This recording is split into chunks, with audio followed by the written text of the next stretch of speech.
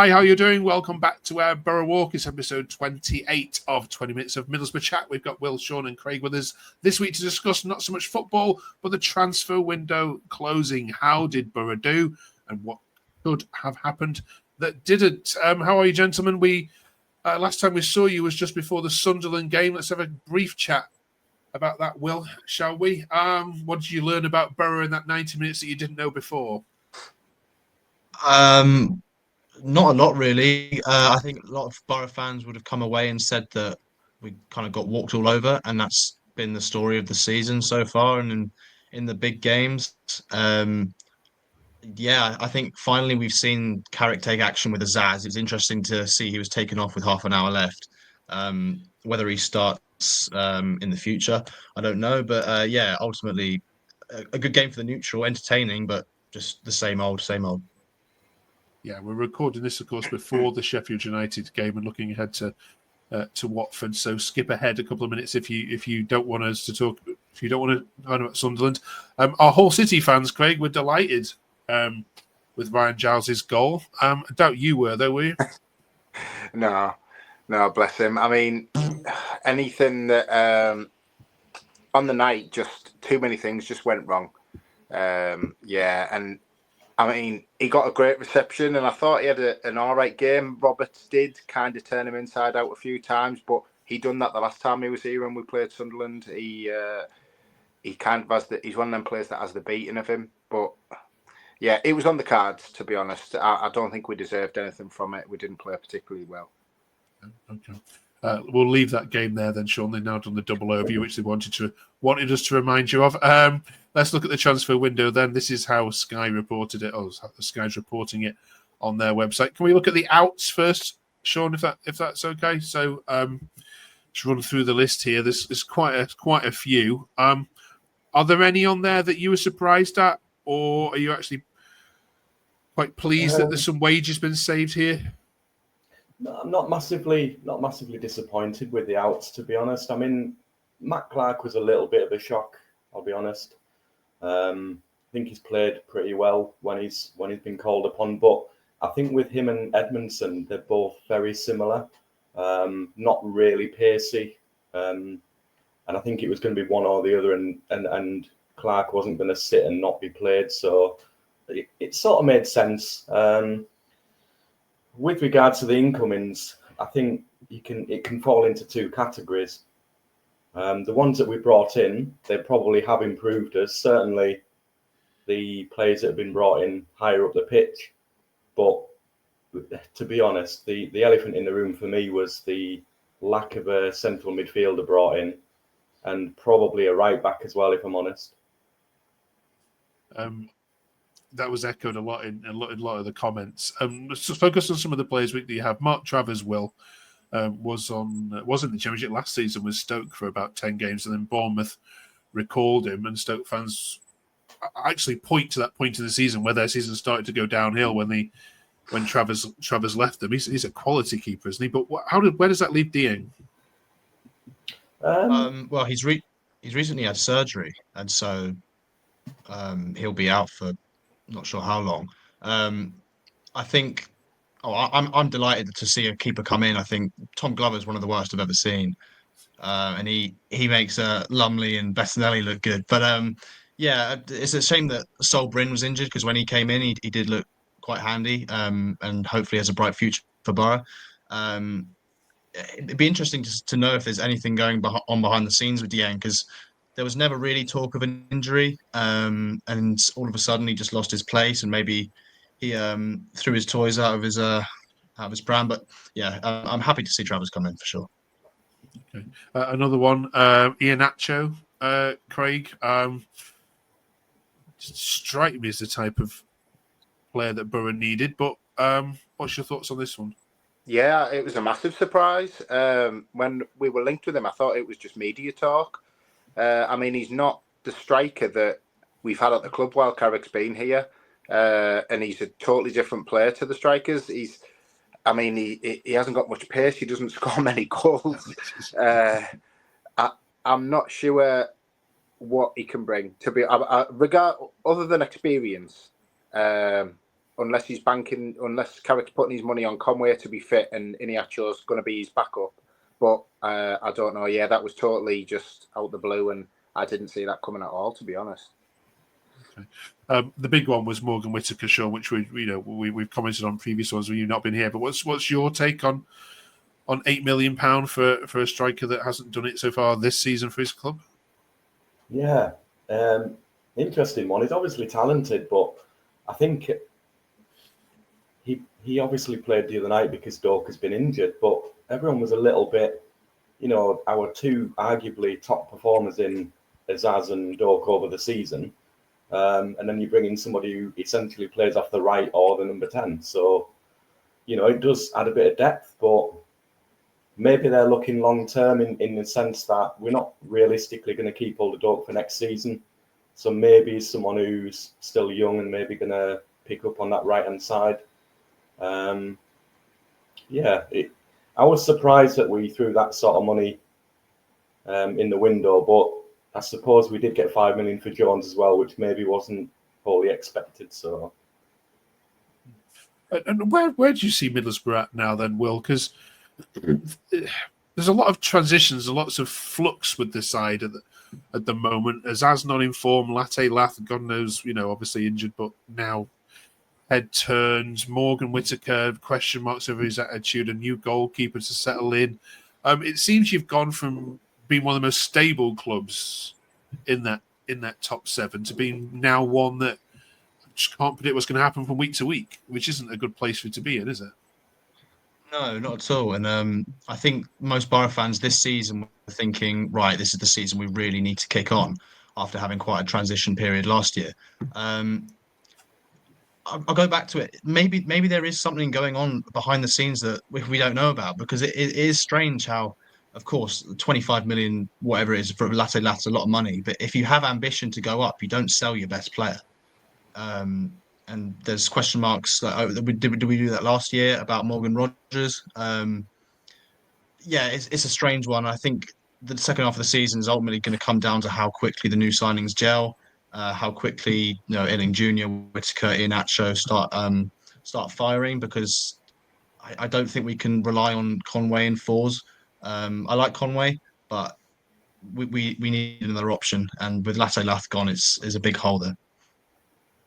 Okay, Craig. Finally, what do you think are the repercussions if you do finish 7th?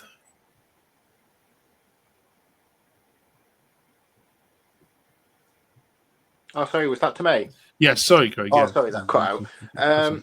To be honest, I think that the way that the club's been run for the past couple of years, especially when with Kieran Scott in, I don't think there'll be that much of a repercussions, if that makes sense. I think it's kind of the budgeted and it's ran business-wise as we buy young and with potential, with a cheaper money to make money on profit once they're a bit more established.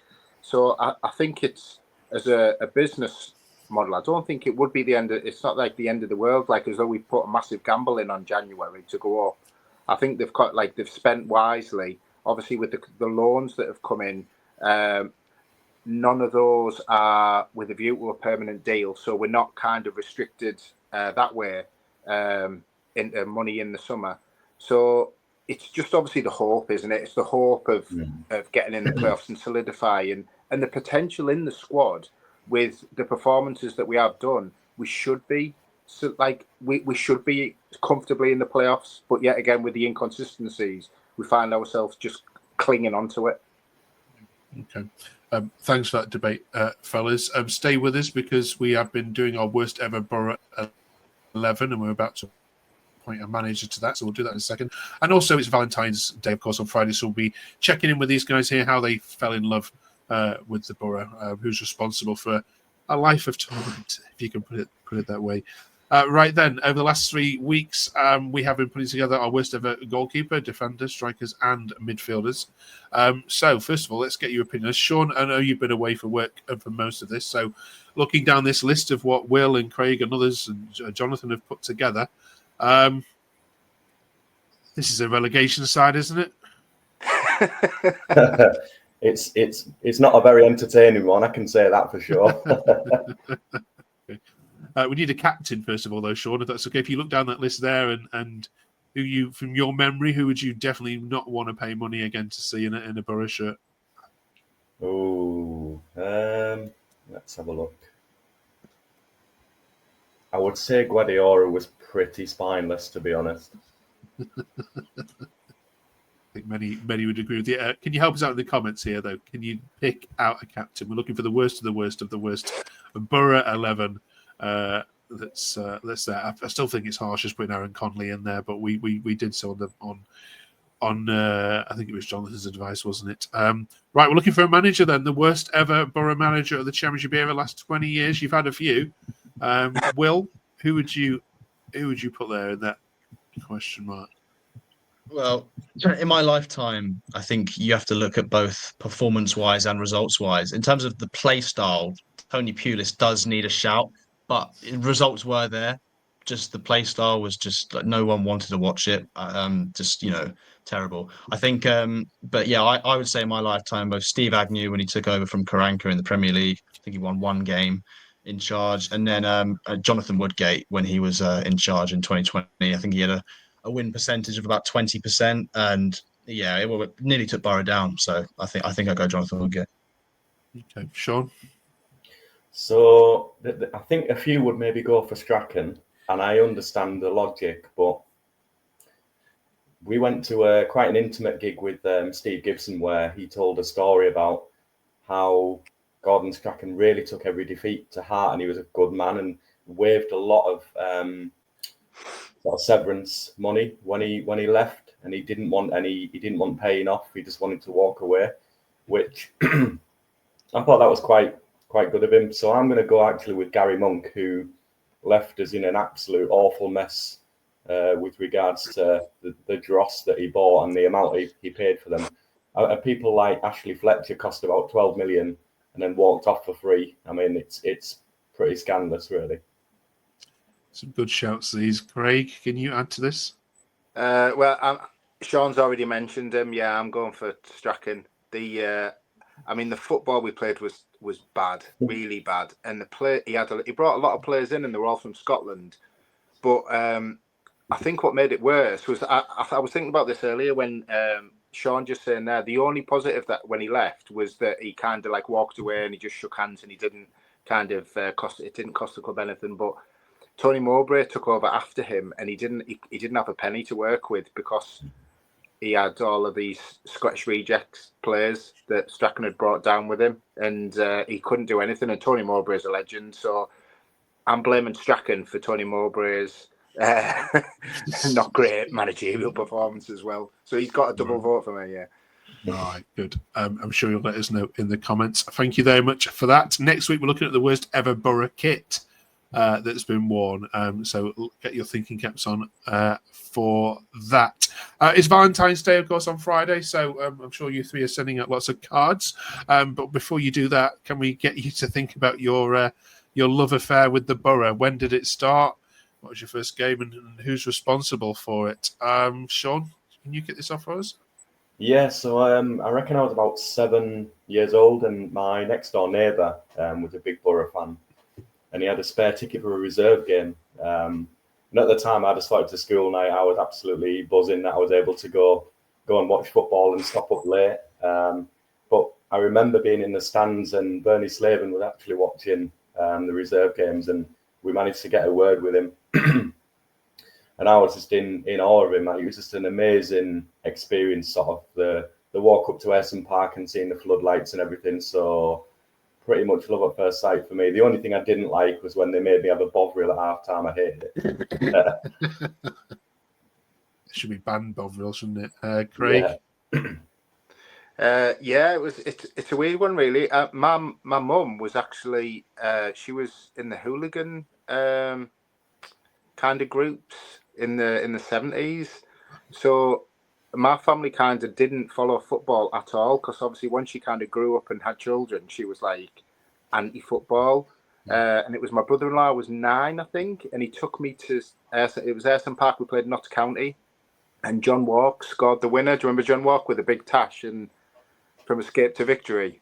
He scored the winner. It was 1-0. But I was in the whole gate. I think I think it cost £3 to get in, but I was allowed to climb up the floodlight because I couldn't see. I was trying, and my brother-in-law just said, "Go on, get yourself like a few up there." So I was about like 3-4 meters up, perfect view of the pitch and everything. Yeah, and I just thought it was brilliant. And then from then, I couldn't help but the smell of Bovril and urine and soggy, dirty, horrible meat pies. It was just it was a horrible place, but a beautiful place. Yeah, Brilliant. Will, have you had any as romantic as that? I'm sure. Oh, it's more of a love-hate relationship, isn't it?